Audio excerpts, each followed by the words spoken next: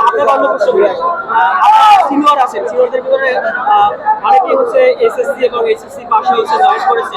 তো তারা যদি হচ্ছে এখন দশম গ্রেডে আসে, সেটা অন্যদের জন্য বৈষম্য হবে কিনা, মানে অন্য সেক্টরে যারা আছে? আমাদের বিগত অনেক আগে যারা এসএসসি এবং এইচএসসি পাশে ঢুকছে, এখন আমাদের আর সেই শিক্ষক নাই, তারা অনেকেই রিটায়ার হয়ে গেছে, অনেকেই মানে রিটায়ার হয়ে চলে গেছে। কারণ এখন আমাদের সব মাস্টার হোল্ডার অনার্স আমাদের এখন ডিপার্টমেন্টে চাকরি নিচ্ছে, পথে চাকরি নিচ্ছে। কিন্তু আমাদের চাকরির গ্রেডটা হচ্ছে একদম নিম্ন, 13 গ্রেড দিয়েছে, কিন্তু 11,000 টাকার স্কেল। আমাদের 11,000 টাকার স্কেলে সর্বমোট বেতন আছে 26,000।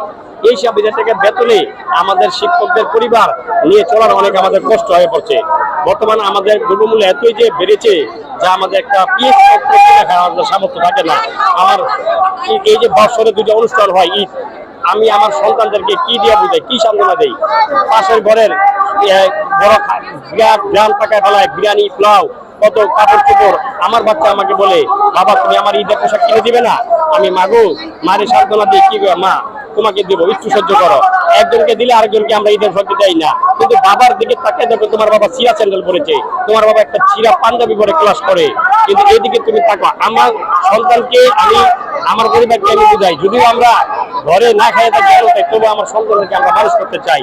আমরা মহৎ পেশায় জড়িত, আমাদের অনেক পরিস্থিতি আছে। আমরা শিক্ষক হিসাবে ঢুকেছি, আমরা করে আসছি দীর্ঘ 22 বছর চাকরি করে আসছি। আমার 23 বছর চলছে চাকরি জীবনে, এবং আমার পদোন্নতি হয় নাই।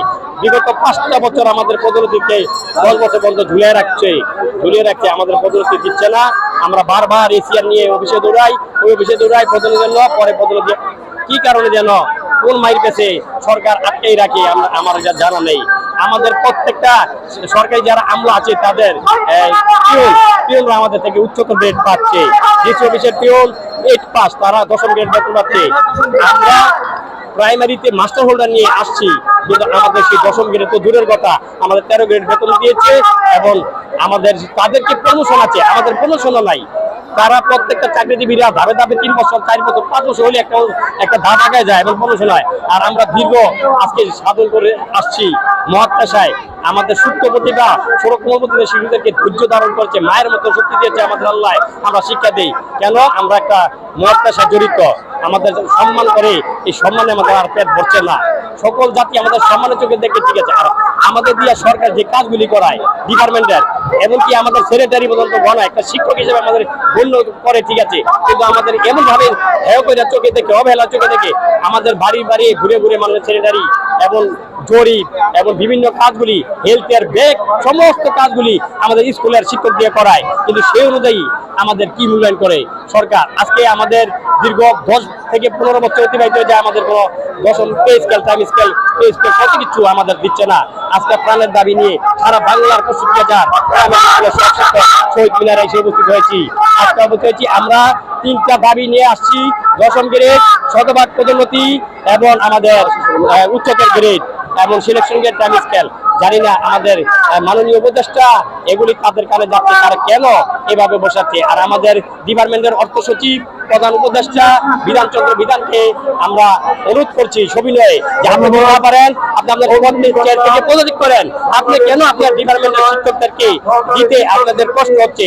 অন্য ডিপার্টমেন্ট কেন হচ্ছে? সারা বিশ্বে টাকা দেখেন, আমাদের প্রতিবেশী দেশ দেখেন, প্রাইমারি শিক্ষকদের সবচেয়ে সম্মানী মূল্যায়ন ভাতায় করছে। আজকে তাদের শিক্ষা উন্নত হয়েছে, আমাদের শিক্ষা উন্নত হবে যখন আপনারা আমাদের এরকম ভাবে সম্মান বা মূল্যায়ন করবেন।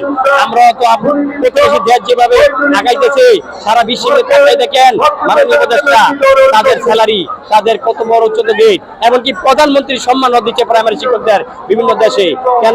কেন দিচ্ছে? কারণ প্রাইমারি থেকে আপনি লেখাপড়া করে আসছেন, আর প্রাইমারি থেকে কেউ লেখাপড়া না করে এত বড় হতে পারে না। আপনি কেন প্রাইমারি অবহেলা করেন?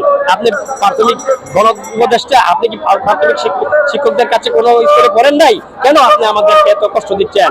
আপনি যদি প্রাথমিক শিক্ষকদেরকে, কোনো শিক্ষকের হাতে যদি মানুষ হয়ে থাকেন, তাহলে অচিরে আমাদের দাবি আপনি মেনে নেন এবং ঘোষণা দেন। আজকে মিটিং শেষে আমরা চাচ্ছি যে আমাদের একটা সুফল নিয়ে স্কুলে ফিরে গিয়ে আবার পাঠদান সুন্দরভাবে আমরা শিক্ষকদের পাঠদান দিয়ে আমাদের তাদের উচ্চতর ভালো একটা শিক্ষিত মার্জিত জাতি হিসেবে উপহার দিতে পারি।